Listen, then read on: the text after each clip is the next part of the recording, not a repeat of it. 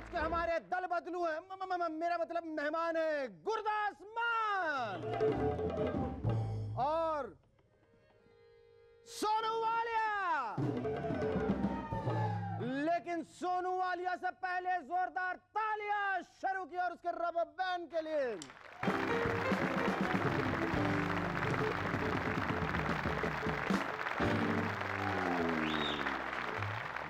Welcome back, I am SS and you watching MNS.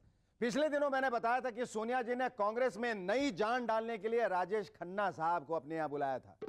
वो तो नई रे ये कह के चले गए, पर सोनिया जी ने हार नहीं मानी। उन्होंने अमिताभ बच्चन साहब को बुला लिया। अमित जी जब 10 जनपद पहुंचे तो सिक्योरिटी वाले ने उनको पहचाना नहीं, रोक लिया। एक सेकंड सर, था भाई इतना लंबा सा है, बगैर परमिशन के अंदर कहां चला जा रहा है? सर आप कौन है बताओ तो। इस पर अब बोले, रिश्ते में तो हम सोनिया जी के भाई लगते हैं, नाम है, क्या नाम है मेरा? हाँ, अमिताभ बच्चन। अंदर पहुंचे तो सोनिया जी बोली, अमित जी प्लीज आप दोबारा पॉलिटिक्स में लौट आइए। ये रहा कांग्रेस की मेंबरशिप का पेपर, इस पे साइन कर दीजिए। मैं किसी कागज पे साइन नहीं करूंगा। मैं सबसे पहले साइन नहीं करूंगा, मैं अकेले साइन नहीं करूंगा। जाओ पहले उस आदमी का साइन लेके आओ जिसने मुझ पर बोफस का आरोप लगाया। पहले उस आदमी का साइन लेके आओ जिसने पॉलिटिक्स छोड़ने पर मुझे मजबूर किया था। उसके बाद सोनिया जी आप जिस कागज पर साइन करने को कहेंगी मैं उस कागज पर साइन करने के लिए तैयार। आजकल हर तरफ इलेक्शंस की तैयारियां चल रही हैं। हर एक पार्टी अपने मेंबर्स का दिल टटोलने में लगी। एक मंत्री जी ने अपने सहयोगियों से पूछा, मान लीजिए अगर विपक्षी दल आप सबको पार्टी बदलने के लिए 1-1 करोड़ रुपए दे तो आप क्या कदम उठाएंगे? सर हम उस पार्टी की तरफ लंबे से लंबा कदम उठाएंगे। अरे डॉक्टर खुजली, मतलब डॉक्टर खोजी, ये क्या है? ये फ्री इलेक्ट्रिसिटी डिवाइस है, इससे मुफ्त में बिजली मिलती है। ये फ्री इलेक्ट्रिसिटी डिवाइस है? हाँ, मुफ्त में बिजली मिलेगी? बिल्कुल। कैसे? ये इसको यूं यूं यूं यूं यूं यूं यूं यूं घुमाया और ये आपका जो बिजली का खंभा ना घर के पास, ये उसमें जाके अटक गया। ओहो, ये जाके अटक गया। हाँ, लेकिन अगर कोई चेकिंग करने के लिए आया तो फिर क्या करेंगे? इसको वापस यूं यूं यूं यूं खींचा और जैसे ये उधर खींचा था वैसे इसको वापस ले लिया। अरे वाह वाह वाह। एक बात बताओ, ये पत्थर किस लिए? अर्थिंग के लिए, simple. How intelligent. Thank you very much. Doctor खोजी आप कुछ भूल रहे हैं। क्या? वही जो मेरे हाथ में दे दिया कुछ नहीं। एमएनएस के विश्वस्त सूत्रों से पता चला है कि महेश भट्ट साहब इन दोनों कारगिल पर डॉक्यूमेंट्री फिल्म प्लान कर रहे हैं। जब ये बात उन्होंने पूजा भट्ट को बताई तो उन्होंने बिना सोचे समझे झट से अपने फेवरेट अंकल लालू जी को फोन कर दिया। लालू जी प्रणाम, मैं पूजा बोल रही हूँ। पापा किसी कारगिल साहब पे फिल्म बनाना चाहते हैं, मैं चाहती हूँ उसमें कारगिल का रोल आप ही करें। इस पर लालू जी बोले, बिटिया कारगिल का नाम तो हम भी बहुत सुना हूं पर उसको कभी देखा नहीं हूं। तो कहा ना आजकल हम इलेक्शनवा में बहुत बिजी हूं, तुम एक काम करो, कारगिल वाला रोल अवतार गिल से करवा। एक खबर के अनुसार अपने देश में ग्रेजुएट चपरासियों और चौकीदारों का परसेंटेज काफी बढ़ता जा रहा है। कल हमारे प्रोडक्शन हाउस में सबके चले जाने के बाद भी ऑफिस की एक बत्ती जल रही थी। मैनेजर साहब की जब नजर पड़ी तो उन्होंने अपने बीए पास चौकीदार से पूछा, इस जलती हुई बत्ती के लिए कौन जिम्मेदार है? चौकीदार ने कहा, सर थॉमस अल्वा एडिसन। आजकल बहुत सारे कांग्रेसी सोनिया जी के प्रति कुछ ज्यादा ही बढ़ चढ़कर अपनी वफादारी का प्रदर्शन कर रहे हैं। कल पार्टी ऑफिस में एक कांग्रेसी कह रहा था, जब तक सूरज है, चांद है, तारे हैं, सोनिया जी हम आपके साथ हैं। इस पर सोनिया जी घबरा के बोली, तो क्या उसके बाद आप लोग कांग्रेस छोड़ देंगे? आजकल जिस तरह से बच्चन साहब की फिल्में चल रही हैं, वो पत्रकारों के सवालों का जवाब कुछ इस तरह से देने लग गए। फिल्म की रिलीज वाले दिन, सर आपकी फिल्म कैसी चल रही है? फिल्म कैसी चल रही है? अच्छी चल रही है। तीसरे दिन, सर आपकी फिल्म कैसी चल रही है? बस चल रही है। एक हफ्ते बाद, सर आपकी फिल्म कैसी चल रही है? तो चली गई। कल एक ओरिजिनल फिल्म राइटर साहब से मेरी मुलाकात हो गई। वो अपनी सफलता का राज कुछ इस तरह से बता रहे थे।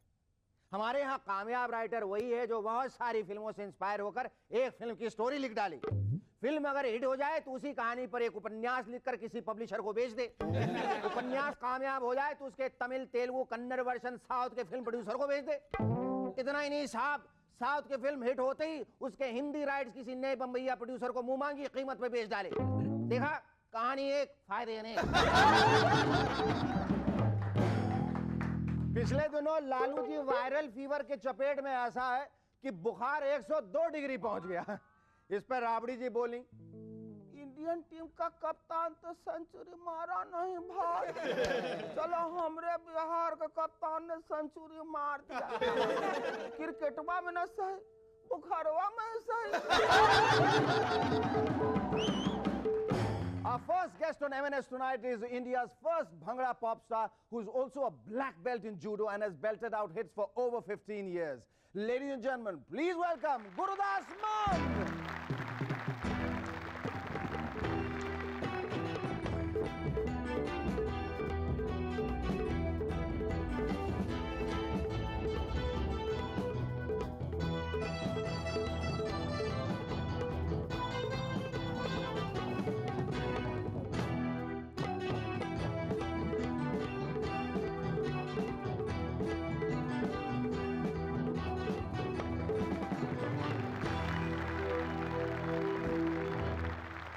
बहुत बहुत शुक्रिया जी, आप शो चाहे। ये बताइए गुरदास जी, आप इतने मशहूर, इतने मकबूल सिंगर हो, एक्टर भी हो, ये बीच में जो आपने जूडो का ब्लैक बेल्ट क्यों लिया था? लोगों को डरा धमका के काम लेने के लिए?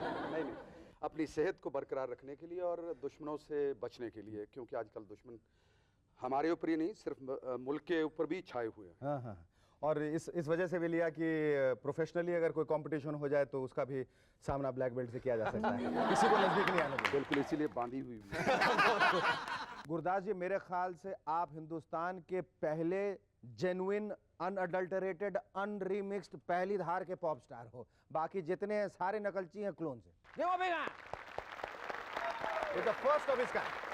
सर जी, दुआओं के लिए बहुत बहुत शुक्रिया। मैं तो यही कहूँगा कि ये सब उसकी मालिक की कृपा है। नहीं, कृपा तो है, आपने मेहनत भी बहुत की है। I think you deserve it so well. आपने शुरुआत कैसे की, कैसे दिमाग कैसे आया ये करना है मुझे? कुछ भी चीज़ें ये दिमाग में लाने की बात नहीं होती, ये तो अपने आप ही होने वाले प्रोसेस है। जैसे गाना कोई सिखाने के लिए भेजें तो वो सीख के नहीं आ सकता, क्योंकि जिसके अंदर ही नहीं है तो वो गाएगा कैसे? अच्छा, दिल दे नाल तुहाड़ा कुछ ज्यादा ही करीबी रिश्ता लगता है। पहले दिल दा मामला है ते हुण दिल होना चाहिए जवां। ओ पाजी गल की है, दिल सेंटर दी गवर्नमेंट है, एक बारी जे टूट गई तेरे पल्ले कुछ नहीं रहना, हो जू लुट गई। क्योंकि दिल कहते हैं ना कि एक पहली बार निगाहती है कि ये इसको दौरा पड़ गया, दूसरा दौरा पड़ गया, तीसरे दौरे में तो फिर खत्म गवर्नमेंट टूट जाती है। बिल्कुल बिल्कुल। अच्छा गुरदास जी, आपने जो गानों के अलावा ये फिल्मों में जो कदम रखा है, शहीद मोहब्बत, बूटा सिंह और शहीद उधम सिंह, ये अचानक ये जो एक्टिंग करने की लालसा जो आपके अंदर पैदा हुई है वो कैसे हुई? और ये भी हम जानना चाहेंगे लंदन के वेम्बली स्टेडियम में आपने परफॉर्म किया, जहाँ इतनी बड़ी तादाद में लोग आपको सुनने आए, उसका क्या रिएक्शन था उन लोगों का और आपका क्या रिएक्शन था? Stay with us, we'll be back in a moment to chat some more with Gurdas Mann.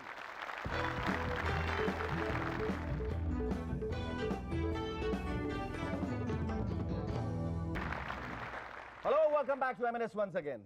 Gurdas ji, हम बात कर रहे थे कि आप गाने से आपने अचानक फिल्मों में कदम रखा। दो फिल्में जो बहुत प्रोमिनेंस में आई, अभी बहुत लोगों ने देखा, सराहा, तो उसका ख्याल कैसे आया कि गाने को साइडलाइन करके आपने फिल्मों में काम करना शुरू कर दिया? नहीं शेखर जी, मैं जब शुरू किया था, मेरा फर्स्ट एल्बम जो रिकॉर्ड हुआ था HMV की तरफ से 82 में हुआ था।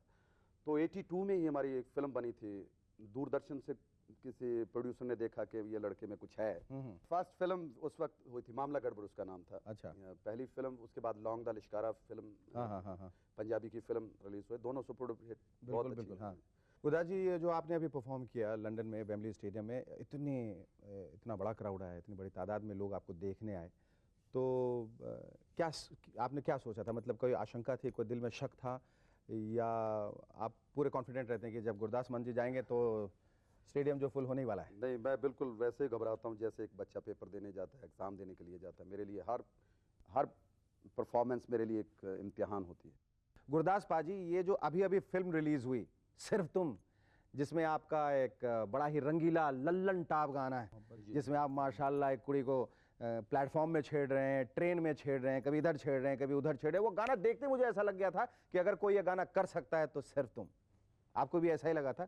वो कैसे करने की सोची आपने? नहीं, उसमें एक गाने के तौर पे वही कह रहा हूँ, कैमियो किया आपने। बुलाया था, ये गाना था। पाजी, ये तो आप भी मानोगे और सारी जनता मानेगी कि जिस प्रोग्राम में गुरदास मान जी आए और दिल दा मामला गाए बगैर चले गए, वो प्रोग्राम अधूरा है। इसलिए पाजी गा दो प्रेस्टीज दा मामला। बहुत बहुत शुक्रिया, बहुत बहुत शुक्रिया, बहुत बहुत शुक्रिया। आगे अभी क्या भविष्य की क्या योजना है, क्या क्या विचार क्या है अभी, मतलब क्या करना चाहते हैं अभी? तो इतने मशहूर हो गए आप, इतनी काबिलियत है आप में, आप गाना भी अच्छा गाते हैं और एक्टर भी अच्छे हैं, फिल्में भी कर ली, अब क्या करना चाहते हैं जिंदगी में? जिंदगी में मैं तो उसके ऊपर वाले के ऊपर छोड़ रखा है, जैसा भी है। कोई प्लानिंग नहीं करता, जब प्लानिंग करता हूं तो प्लानिंग फेल हो जाती है। हाँ, ये बात भी है। मैं रात को ये सोच के सोता हूँ कि मतलब कल सुबह उठ के यार सुबह एक्सरसाइज करें, सुबह 10 बजे से पहले उठा ही नहीं जाता। अच्छा, प्लानिंग ही फेल हो जाती है। तो ऐसे में आदमी को क्या देता है? आदमी फक्त बहाना है, खुदा देता है। वो जब देता है तो बेहिसाब देता है, और जब लेता है तो चमड़ी उतार लेता है। क्या बात। आप अगर जहर भी दें तो करूं शुक्र अता, कोई अपना ही समझ करके तो सजा देता है। तो उसके ऊपर छोड़ दो। बहुत मेरे ख्याल से उसकी असीम अनुकंपा है आपके ऊपर, बहुत ज़्यादा मेहरबानी है। वो मेहरबानी हमेशा आपके ऊपर बनी रहे, आपके सिर पे उसका साया है, हम यही उम्मीद करते हैं। Thank you, it was wonderful talking, thank you. Our second guest on M&S tonight was a popular model who went on to become Miss India and is now a known actress. Ladies and gentlemen, please welcome Sonu Walia.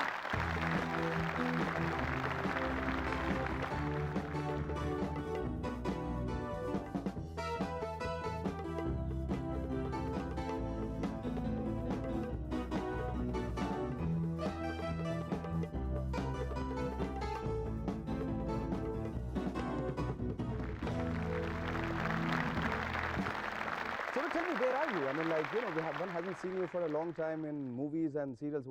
You're doing some underground work or what? Absolutely. क्या कर क्या रही हो तुम आजकल? This is a secret. You know, somebody told me that you are concentrating too much on the art of living. What is the art of living? The Art of Living is a social and spiritual organization. अच्छा. And basically, it's about the fundas of life. Fundas of life. Yes, the basic fundas of life. हाँ, और वो क्या क्या है?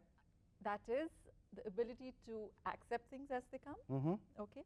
Now you've got to do the courses that we have. हाँ, मैं करूँगा, फिर तुम मुझे समझाओ तो मुझे अच्छे लगेंगे तो मैं ज़रूर करूँगा. हाँ. No, Shekhar. What happened to me was that about 4 or 5 years ago, I was really, truthfully speaking, not very happy with the kind of work that I was doing. Okay. And I was not very happy with the way my life was. And I really wanted to know, why are these things happening to me? And what do I really want from life? And, you know, why am I here where I don't want to be and I want to be elsewhere? And like he said just now, that, you know, planning karte hain aur gadbad ho jati hai, hota kuch aur hai. And I think we're always looking for answers outside ourselves. बिल्कुल. We're never really looking for answers within ourselves, because they're all here within ourselves. And that's the tough part, to reach a stage where you realize that actually it's all within you, it's not outside you. सन्यासिनी Sonu Walia, मैं समझ रहा हूँ तुम क्या कह रहे हो। अच्छा, तुमने मिस इंडिया का टाइटल जीता था 1985 में। उस वक्त जब इतना हाइप नहीं था, तुम्हें what did it exactly mean to you then? At that point, I was just very proud of the fact that I felt like an ambassador of my country. I think at that point, just to be a representative of India was a very big thing. So now we're going to take a short break, after which tell us all about your debut film Khoon Bhari Maang. How did that happen to you and how was it to work with Rekha?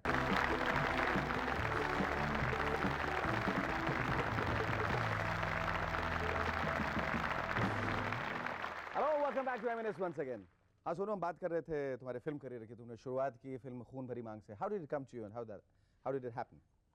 It happened because I was signed by Mr. Tanveer Ahmed for a film called Akarshan, which was an arty film. And Mr. Rakesh Roshan had heard about me, that I was a model, and he was looking for a model who could act. And so then he came and he saw the rushes, and then he said, "Acha, chalo, acting aati hai." Then he said, "Par isko dance aata hai ki nahi? Mere to dance sequences hain." So there was another film called Mahadev, which I had signed, in which I just a couple of dances, and, you know. So he came and he saw those rushes and he said, "Ha, dance bhi aata hai. Acha, theek hai," you know. But it just so happened that Khoon Bhari Maang was a quickie, so it released very soon, within 8 months, and that was my first. At this point of your life, this point of your career, how do you assess yourself? What do you have to say about yourself? Are you're happy, you are sad, you are dissatisfied, you are discontent, you're what? At this point of my career, I'm personally completely blissed out and content. Okay? So my career, whether it's good or bad, is of very little relevance to me. Immaterial. Yes, it's completely immaterial. It's happening, it's great, it's wonderful. In fact, I'm enjoying it much more today. Oh, great. Today, I love acting, and I can really, really enjoy it much more than I used to Oh, earlier. wow. You must tell me the secret to that. Okay, will. thank you so much. Lovely talking to you.